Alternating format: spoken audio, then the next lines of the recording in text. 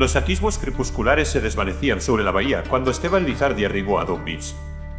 El pétreo horizonte, enmarcado por acantilados ominosos, parecía engullir los últimos vestigios solares mientras la bruma vespertina se apoderaba paulatinamente del litoral.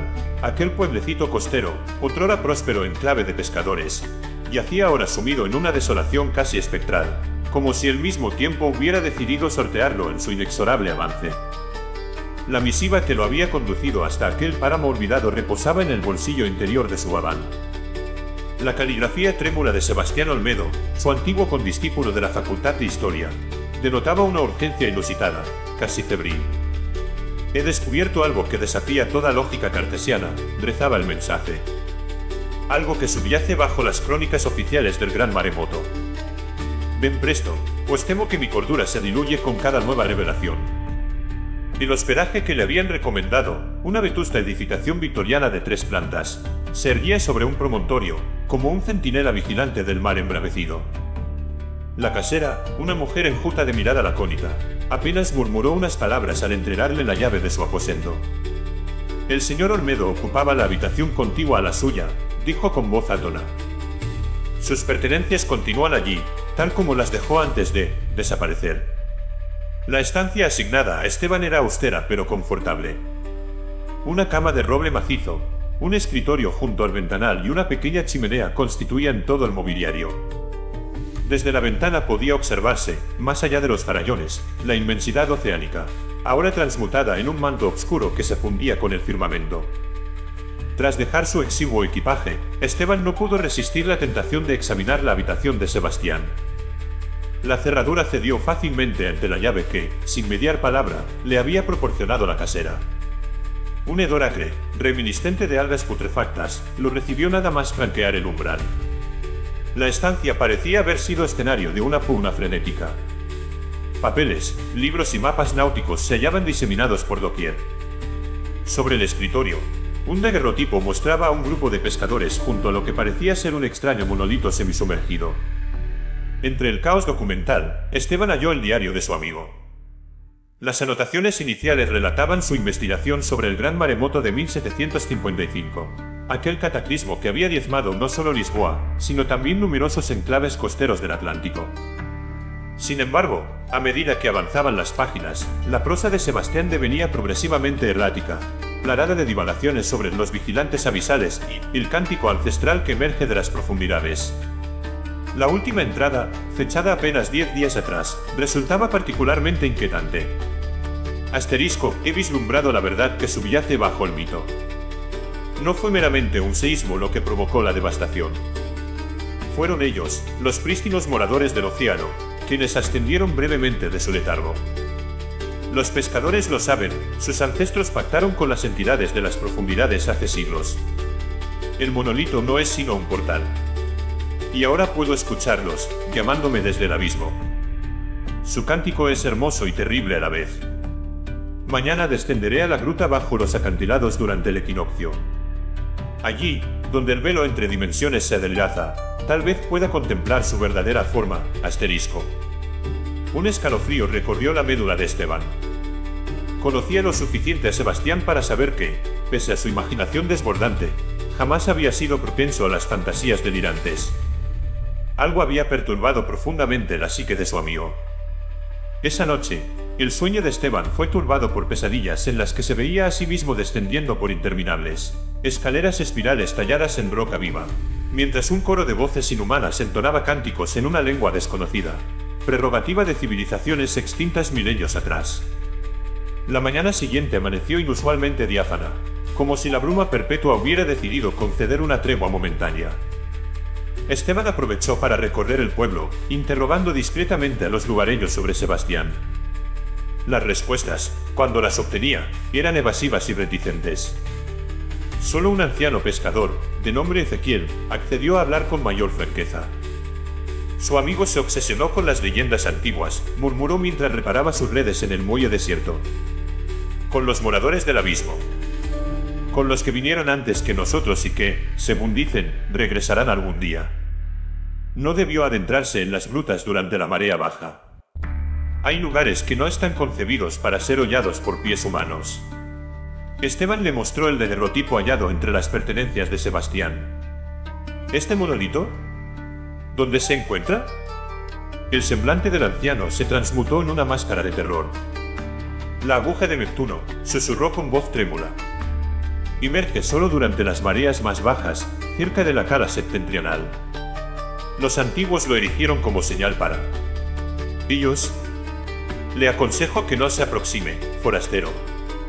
Algunos secretos deben permanecer ocultos en las cimas oceánicas. Haciendo caso omiso de la admonición, Esteban se dirigió hacia la cala mencionada. El descenso por el sendero escarpado resultó arduo, pero finalmente alcanzó una playa de guijarros negruzcos.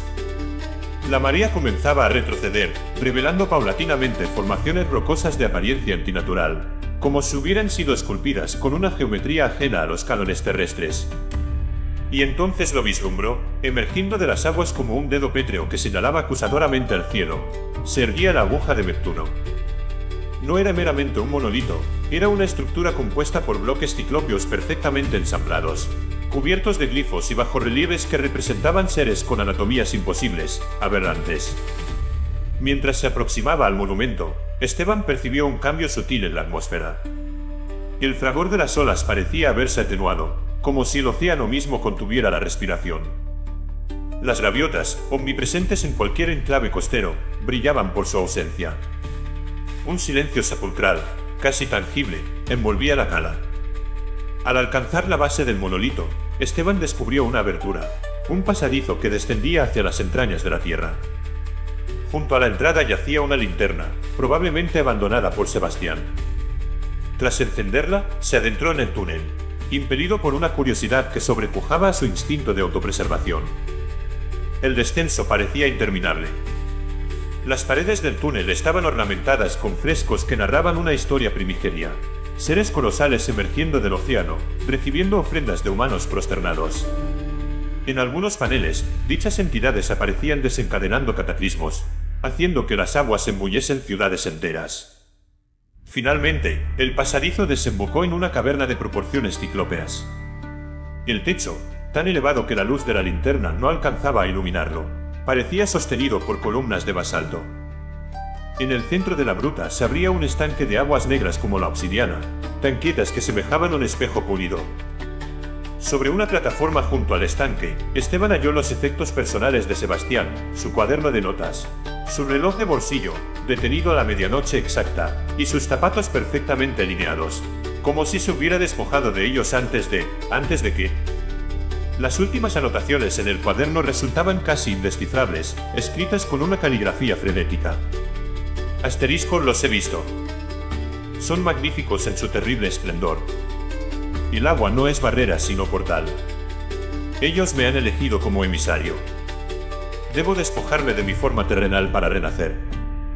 El maremoto de 1755 fue solo un heraldo de su despertar. Ahora, el ciclo se completa. Volverán a emerger, y el mundo que conocemos será transmutado.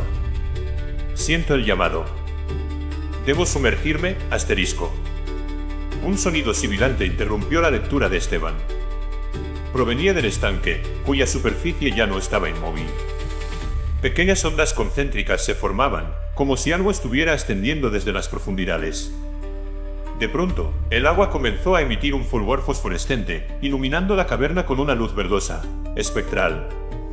Y entonces, Esteban los vio, primero tentáculos iridiscentes, luego masas amorfas que pulsaban con vida alienígena, y finalmente, rostros, si es que podían llamarse así, que desafiaban toda comprensión humana. Entre aquellas formas aberrantes, Esteban creyó reconocer los rasgos de Sebastián, aunque terriblemente transmutados, fusionados con anatomías no terrestres. Su amigo parecía sonreírle, mientras extendía lo que alguna vez había sido un brazo humano, ahora metamorfoseado en un apéndice escamoso terminado en garras. La voz que emergió de aquella cosa que había sido Sebastián no era enteramente humana. Resonaba con armonías imposibles, como si varias gargantas hablaran al unísono. Únete a nosotros, Esteban. La transformación es dolorosa pero sublime. Ellos nos enseñarán secretos que trascienden la comprensión mortal. Y cuando el tiempo sea propicio, emergeremos todos juntos para instaurar un nuevo orden. Paralizado por el horror, Esteban no pudo reaccionar cuando los tentáculos fosforescentes comenzaron a surgir del estanque, enroscándose en sus tobillos con una fuerza sobrehumana. Sintió como era arrastrado inexorablemente hacia las aguas negras, mientras la risa discordante de la cosa que había sido su amigo reverberaba en la caverna. En sus últimos instantes de lucidez, antes de que las aguas lo engulleran, Esteban comprendió que el gran maremoto no había sido un mero desastre natural. Había sido una manifestación, un preludio del despertar de entidades primigenias que habían dormitado durante eones en las cimas oceánicas. Y ahora, el ciclo se repetía. Pronto, muy pronto, volverían a emerger. El pueblo de Dunwich desapareció por completo 3 días después, engullido por un tsunami de proporciones bíblicas que afectó a toda la costa occidental europea. Las crónicas oficiales lo atribuyeron a un seísmo submarino. Nadie prestó atención al hecho de que, durante las semanas previas al cataclismo, las gaviotas habían abandonado completamente la región, como si presintieran el advenimiento de algo innombrable desde las profundidades abisales. Nota histórica: el relato se basa en el devastador terremoto y posterior tsunami que azotó Lisboa y las costas del Atlántico el 1 de noviembre de 1755, conocido históricamente como el Terremoto de Lisboa. Este evento catastrófico, que alcanzó una magnitud estimada entre 8,5 y 9 en la escala de Richter, se originó en una falla tectónica en el Océano Atlántico, a unos 200 kilómetros al suroeste del Cabo de San Vicente.